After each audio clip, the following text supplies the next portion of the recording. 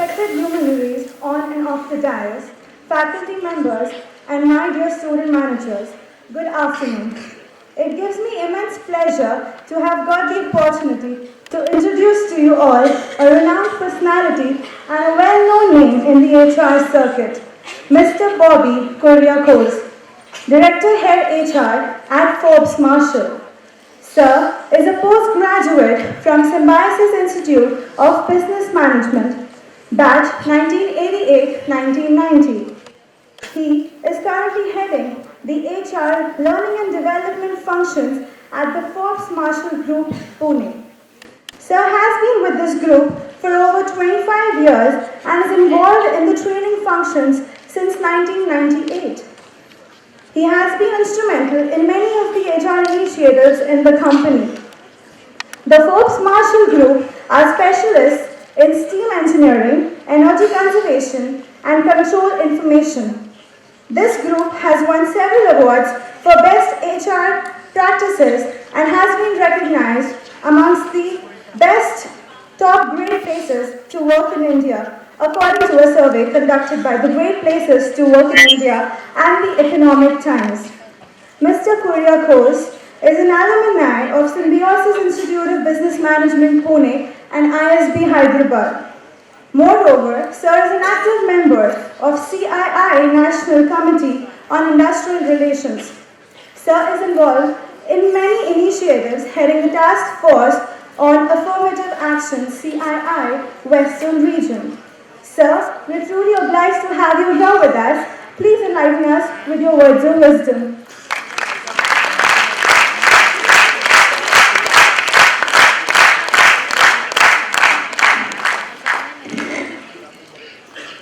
Good afternoon. It's a pleasure to be here, and I enjoy coming to Balaji Institute basically because of multiple reasons. One is Bala sir being one of my professors while I was in SIBM, and whenever I come to Balaji Institute, I am also, my wife always joins me because she wants to meet Bala sir because she happens to be my junior in SIBM and Bala sir was her professor as well. And the third thing is, now it is almost 23 years into marriage, and as I mentioned to your one of the earlier batches, this is one of the rare opportunities I get in a year when I talk continuously without any interruption from her. So typically, how life goes is that when you have this kind of senior professors of yours coming in and talking to you, or get to interact, it makes a different feeling altogether. And today is indeed a special day for me and her, basically because today is the 25th year of me proposing to her and she accepting my proposal.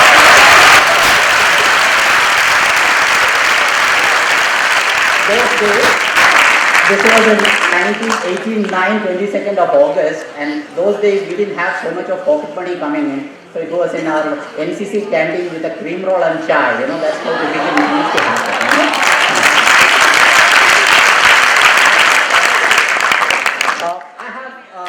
I have been with the Forbes Marshall group over the last 25 years.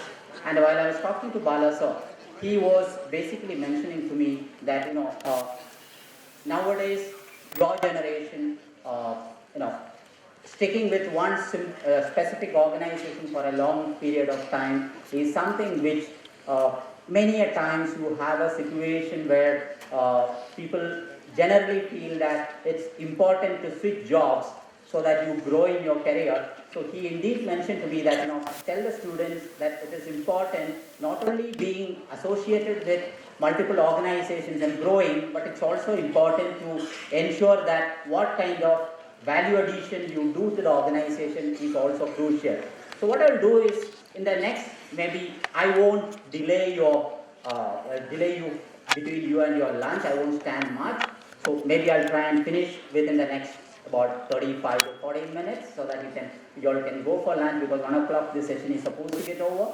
what I thought of sharing with you is few basic observations, because I'm told that this batch consists of more of senior second year students. Now you will be walking into your campus recruitments, and every year starting from IIM down the line to multiple IITs, etc., and also the other business schools, when children come for their final round of interviews, and then you have a chat or a cup of tea with them, certain specific observations, what you tend to find is something which I thought I will just share with you and close it here, because today's world, with you all being quite young, almost maybe less than half of my age, the communication becomes extremely difficult, because just like you all, I also have one Gen Y in my family who is my son, who typically feels that that many of my thoughts and ideas are outdated, and I need to grow up with the times.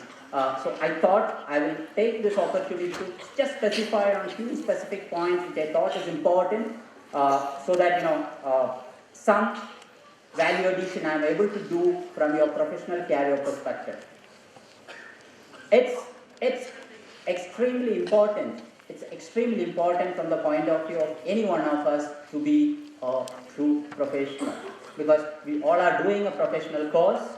We all are doing going to pursue a professional career, and all of us are quite keen to join an organization which is professional in nature. We keep using this word professional many a times. I just wanted to ask you all, anyone can respond but not multiple responses at the same time. What exactly do you mean by a professional? Who is a professional? Anyone?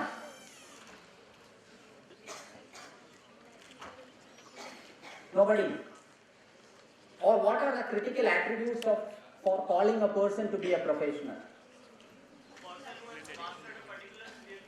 I beg your pardon? Okay, someone who has mastered a particular skill. Anything else? Yeah.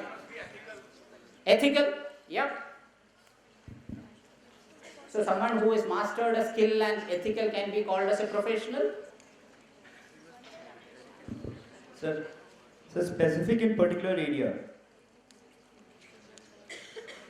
Yeah.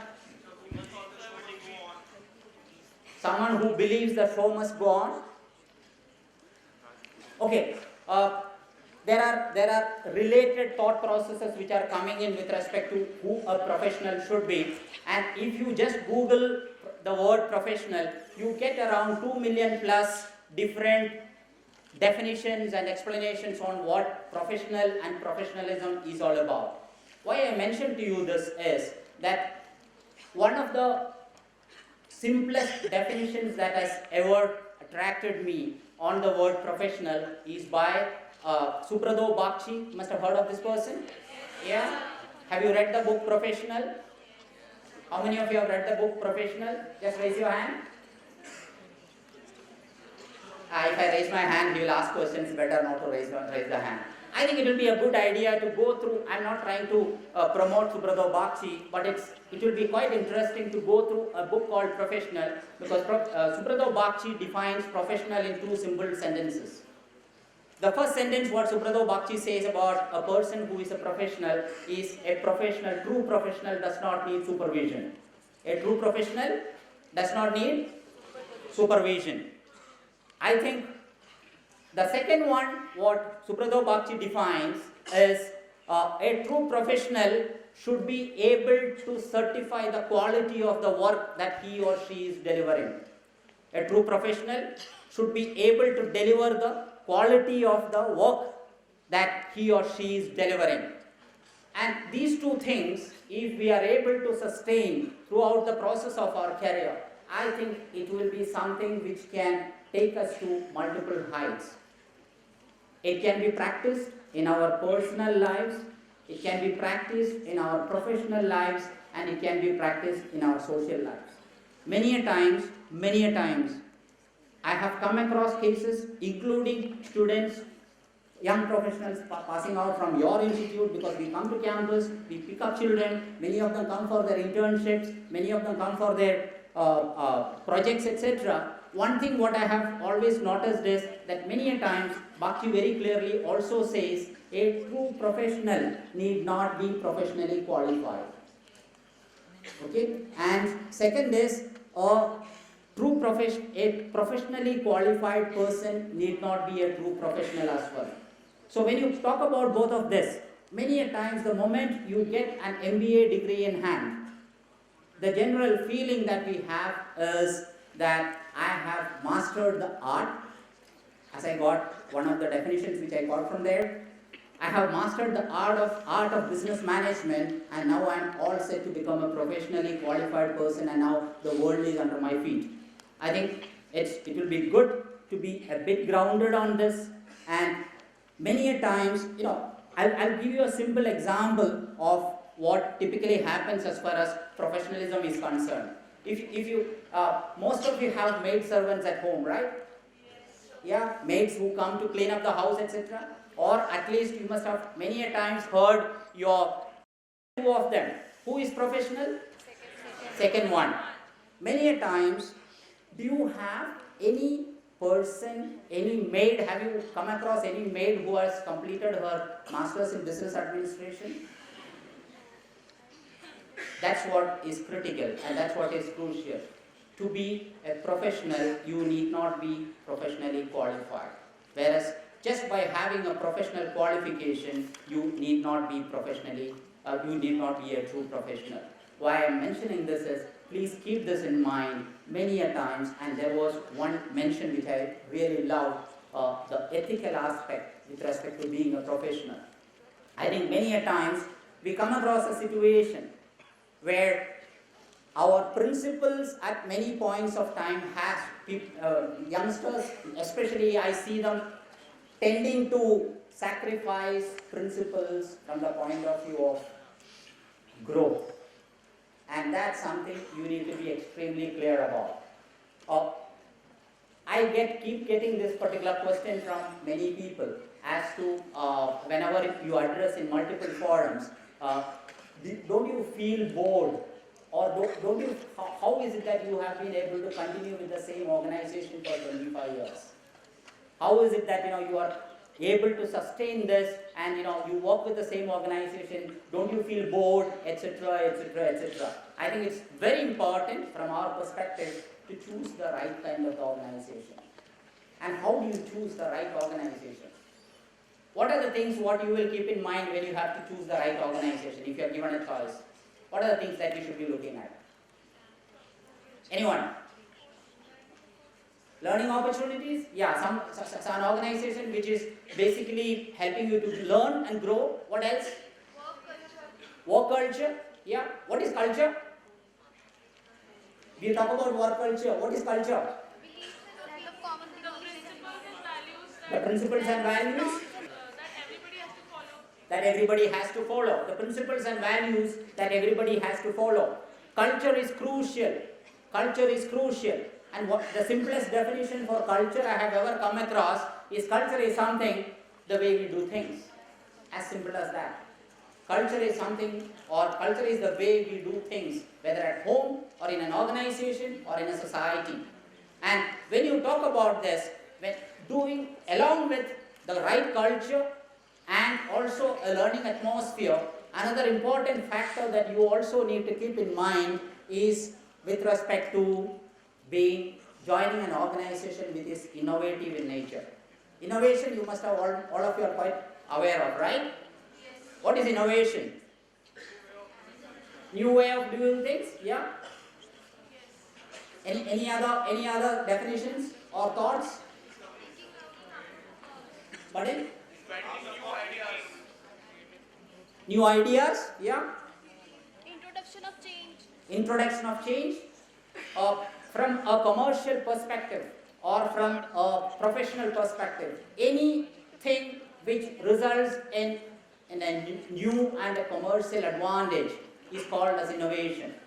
Anything which results in a basic commercial advantage is called innovation. And when you talk about an organization which is innovative, an innovative organization, the best definition I have ever heard of an innovative organization was by a Stanford University professor called Jim Adams. When Jim Adams came to our organization a few years back, and then when Jim was addressing us, Jim mentioned that a creative organization, it's very good to keep this particular aspect in mind. A good creative organization is one which rewards success.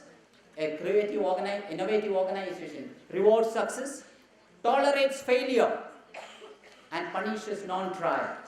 What are the three things? It rewards success, it tolerates failure, and punishes non-trial. So if you enter into an organization, an innovative organization, the way to measure it is, does it reward success?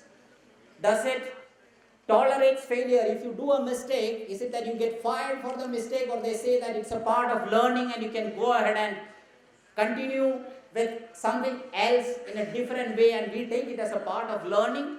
And at the same time, if you feel that no, if I try to do something new and if I do a mistake, there is every possibility of me losing the confidence that my boss or somebody else or my reputation is at stake, and if you do sit without doing anything, then it does not tolerate. So if an organization which does not tolerate a non-trial, okay, which punishes non-trial, is something which you should consider as an organization. Why I'm mentioning this is basically just because of one particular aspect which you need to keep in mind, that as an organization, when we look at it, just evaluate, because in campus recruitments, we quite a few times come across situations where after a few of the members or few of your colleagues or post-students getting post-placement, rest start to become extremely impatient.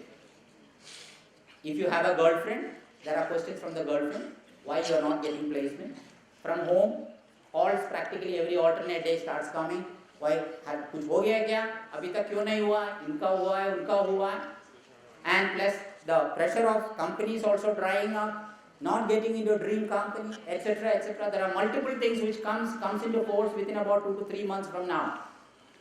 And that particular point of time, and this is for the juniors also, because usually you all are going to face it about 15 months from now, but usually in these kind of situations, I think it's important that you choose the right organization.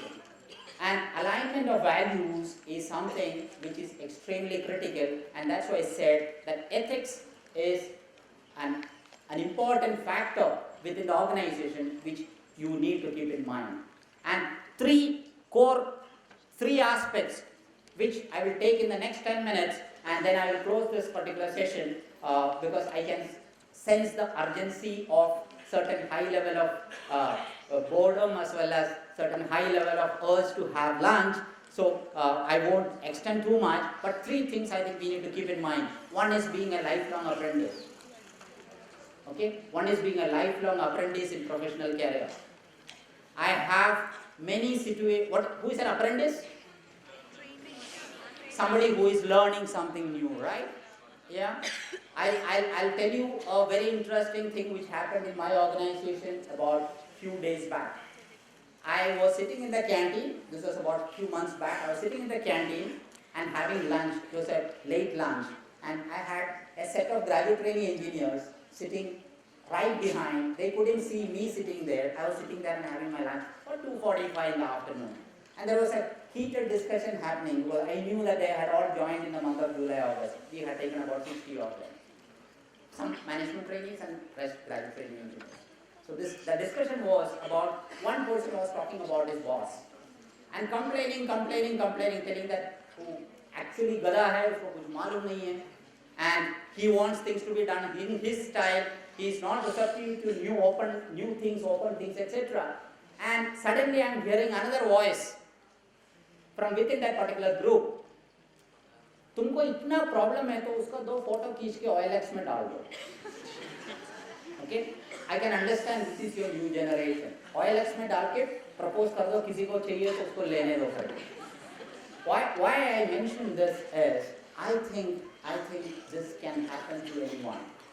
Okay, today I'm seeing many faces which are smiling, saying that oh, ऐसा भी chances है. 10 years from now, you all not even 10 years, 5 to 8 years from now, many of you in this particular auditorium will be bosses handling sets of people. Yeah? And the way things are moving, many researchers have proven that whatever you learn today, 60 to 70% of what you learn today becomes redundant within a span of 36 months. 36 to 48 months is what researchers have given with respect to the redundancy of what you learn today. That the capability to unlearn and learn new things is something which is very important. I have been visibly a party to many of these kind of discussions which are happening between managers in my organization who are senior guys and some young guys who have joined. What typically happens? Many a times you have situations where a manager is sitting and he has given a project to a set of people. They are making a presentation. During the course of the presentation, someone is giving new ideas, etc. After listening to all of that, the team leader or that particular manager who is with 5 to 8 years of experience responds to the person saying that, yes, sir, theek hai. Whatever you have proposed, many of the things are theoretical, etc. But at the same time, I have been with this company for the last 8 years or 10 years and doing the way the work I am doing, I am telling you to do. Is that all right? वो group में 5 जन है, उसमें से 3 जन training में है, 2 जन प्रोबेशन पे है. Out of compulsion, they will say, yes sir. And while walking out of the cabin, they will say, Sarab Dada. Why? Because you are not aligned with the new changes that are happening in the environment. You are not aligned with the new things that are happening in the environment. This is my favorite quote which I mentioned to many groups of people whom I meet. When you are operating in an environment E1, and for sustaining in that environment E1, you need a strategy S1. And when you move into an environment E2, what should be the strategy? S2. Environment E2, what strategy? S2. Just think of a situation where the environment has moved into E2 and you are operating in and with a strategy S1, saying that my strategy works. Many organizations have closed down. Many second and third generation family businesses in the US have closed down because of many of these things. They don't realize the pace at which things are moving. So it's important to be a lifelong apprentice and learn continuously and update your knowledge base, because as I keep saying that you cannot manage people. Any time you get a response, many of you also say, we are going to be the future managers. Please take that notion off your head. Almighty God could not manage Adam and Eve. Then how are you going to manage people? You cannot manage. You think your generation can be managed? No. When I walk into my son's room, it is like a war zone. Nothing is in order. And poor thing, sometimes she goes and arranges everything and then there is a sudden comment. Who arranged my room? I can't find a thing. Many hostel rooms I know must be like that. But what I'm saying is that you guys have this basic resistance to being conditioned. You don't like any kind of peripheries being defined. And why I'm mentioning about choosing the right organization is, if you get into an organization which is extremely structured with hierarchical nature, and if you are a person who do not like structure, then you could be in the wrong place. So it's important to choose the right organization. And another thing which also needs to be kept in mind is, recently I was talking to a set of senior managers in HR in one of the HR conclaves, and I was telling them that many organizations today are struggling to create a overall business strategy where they create chaos and then allow the people to get into some kind of order within that chaos. I think that's what future should be about. So please remember, when you choose the right kind of an organization, this is the right kind of an organization to choose. The third thing the third thing, which is my last point, is with respect to ethics. There are many CEOs in different organizations, and you may find it extremely boring subject about ethics in professional life. But mind you, there are many CEOs of organizations with whom, if you talk in private, even senior guys, if you talk in private as to how you feel to, how do you feel to be at the top, you tend to get this, that it's extremely lonely at the top. Only because of one specific reason, that when you are trying to grow on your own, you basically believe in the philosophy of Machiavellianism. Have you heard of a king called Machiavellian? Yes, sir. You know what he did? What he did? Huh? What is Machiavellian philosophy? He was a king who made his mother, his wife, to win a war with a very clear description saying that ends will justify the means. If you belong to that particular category, be cautious. You may grow very fast in an organization, but you may not have people with you. You may not have people with you if you follow the Machiavellian theory. So I think it's extremely important to take people along when you grow in the organization, so that you always have their basic support when you grow in. And why I am mentioning this at this particular stage is that it's important for you to start some of these habits in the beginning of your career. Course corrections with respect to how you are or how you can behave or how you go ahead as a professional cannot be done at a later stages as far as your career is concerned. So please keep that particular aspect in mind. And again, one more specific things which I wanted to mention is, please remember, when you work in a society or when you work in a social system, interdependence is going to be the norm. Interdependence is definitely going to be the norm. And when you have interdependence as a norm in any society, you are, irrespective of how much ever you think you are independent, you are basically reliant on somebody or the other. The moment we realize that, I think life will really go on. So, and about the learning aspect, one particular thing which I wanted to cover is that we have this basic notion that learning stops when our education ends. Many a times, most of our learning is focused, most of our learning is with regard to what we need to learn from the point of view of that particular specific topic or strategy. How many of you get to read newspapers every day? How many of you in this group read online newspapers now? How many of you in this group are aware who is the editor of the newspaper which you read? I'm just joking. Okay, that's typically you don't remember this. But at the same time, I think it is important. I think it's extremely important from the point of view of our learning to be something which is consistent. Remember, why I am mentioning this is, when you are a kid, when you are a child,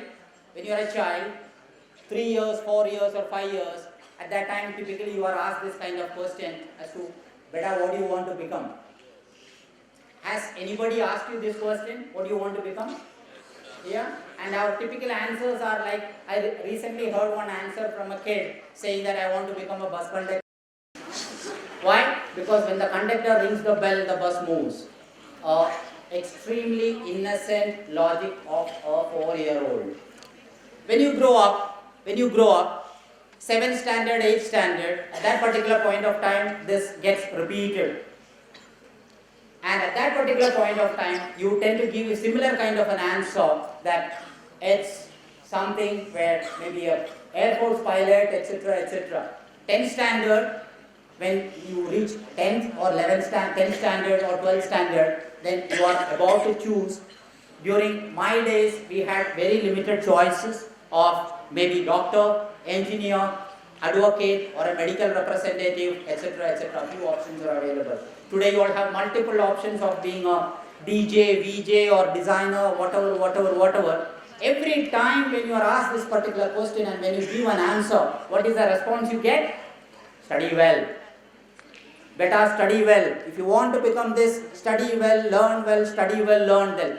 The subconscious mind in you, it gets registered that I need to study well to become X, Y or Z. By the time you become a professional with an MBA qualification, the subconscious mind tells you that now you can stop studying because you have reached whatever you want to become. Rest of the studies becomes quite interesting. I get so many phone calls or email messages from students who do projects, etc. Sir, I'm supposed to do this particular project. I'm supposed to make this particular presentation to my boss and to my colleagues. So what do I do? So I give this thing of maybe a Fred Luthen's or a Keith Davies or one of those authors, and you tell them this chapter, this thing. The learning gets restricted to those chapters. They get into that, download few things, do some research, make an extremely good PowerPoint, and then come up with a presentation to their bosses and the colleagues. End of the presentation, everybody claps saying that it's extremely good, you've done a fantastic job, and end of the day when you go home and take bath, the entire whatever things what you presented gets washed down. Please do not restrict your learning to these kind of activities. I think it's important to take things forward and ensure that continuous learning happens. So I was mentioning about being a lifelong apprentice. I was mentioning about being ethical, and do not think of managing people. Again I repeat, you should be able to lead people. If you have to be a leader, what are the critical essentialities of leadership? Theory, initiator, decision making, motivator, pardon?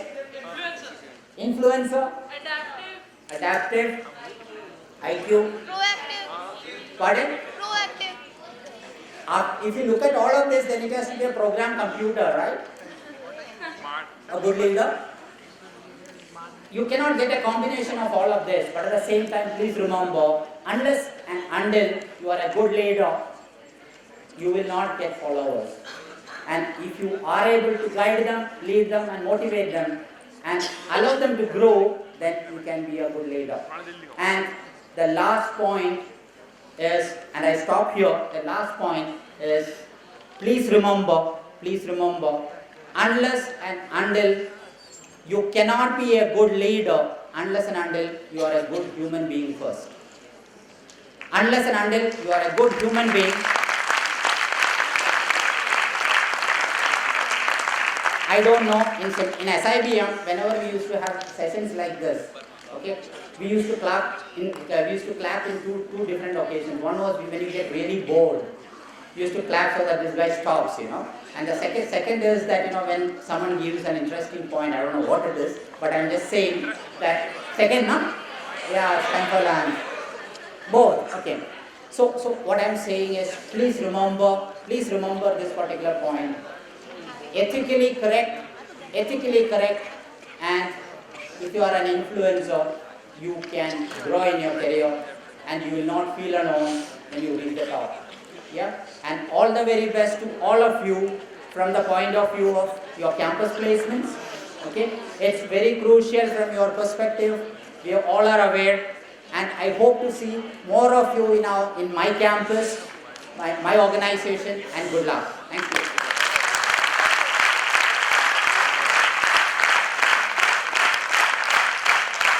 The house is open for questioning.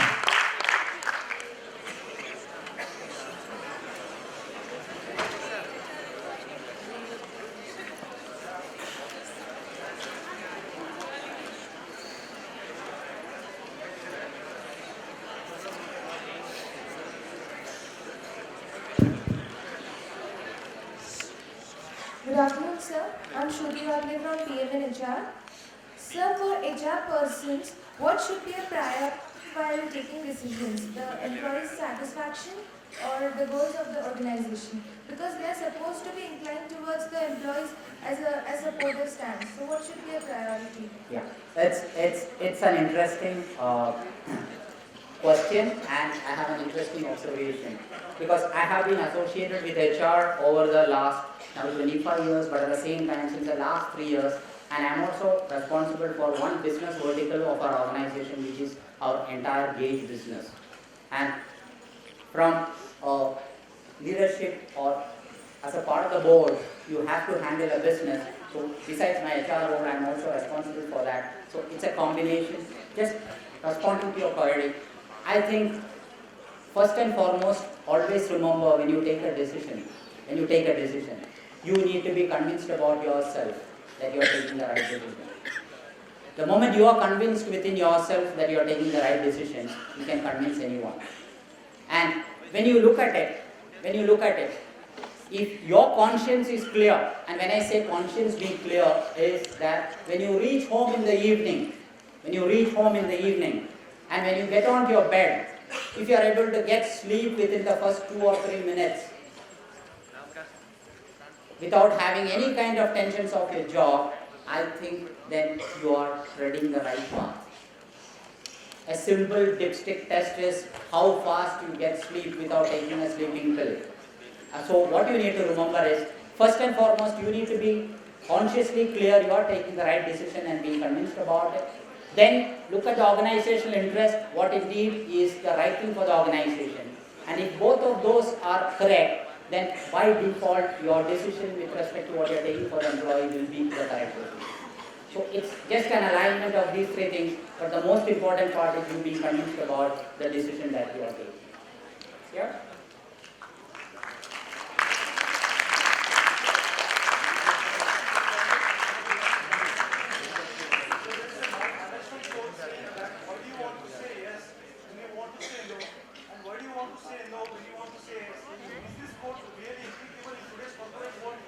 Yeah, the question is, why do you want to say yes when you want to say no, and why do you want to say no when you want to say yes, and is it applicable in today's corporate world? I'll tell you a very simple thing. The first part of my session was with respect to choosing the right organization. If you are an honest individual, okay? If you are an honest individual, and if you join an organization which has its value systems straight, without any kind of mix up in that, then you will not be required to say yes when you want to say no. But at the same time, if you happen to be in an organization which is not at all aligned to your values, then my suggestion to you will be, do not stay with that organization by sacrificing your own core values. Because the moment you start sacrificing your core values based on business interest, fag end of the day, either you will end up in a mental asylum or with a psychiatrist for psychiatric counseling, or you will end up with any of the lifestyle diseases, basically because you are not being allowed to be yourself by that particular organization. In Forbes Marshall, as I said, I have been with FM for the last 25 years, Forbes Marshall with 25 years. It's a long journey. One of the critical things which has made me to stick with that organization is the thing that whenever I want to say yes, I am permitted to say yes. And whenever I say no, I am being heard. So that's something which I think we should always keep it. That's what I said. Choosing the right organization is extremely important from the professional perspective, especially the first job. And I'm also telling you, the first boss plays an extremely crucial job. So please ensure choosing the right organization and don't get as well. Yeah?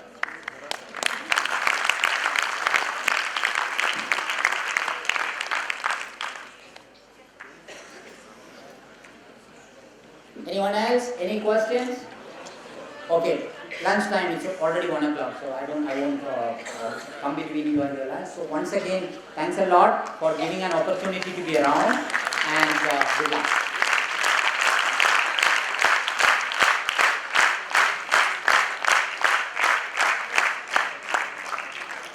It was a very interesting session, sir, where you shared your personal stories with the help of beautiful examples. Thank you, sir, for sharing with us the 25 rich years of your knowledge and experience, for telling us about the true meaning of being a professional, which is never compromise with the ethics and core values, To be a good professional, you need to be a good human being first. Thank you for sharing with us the importance of innovation, the importance of continuous learning, that is being a lifelong apprentice, how to handle the peer pressure in and out of the campus, and importance of choosing the right organization and being consistent. We have gained a lot from this session, sir. Kindly oblige us by your present, by your frequent visits in the many more times to come. Thank you.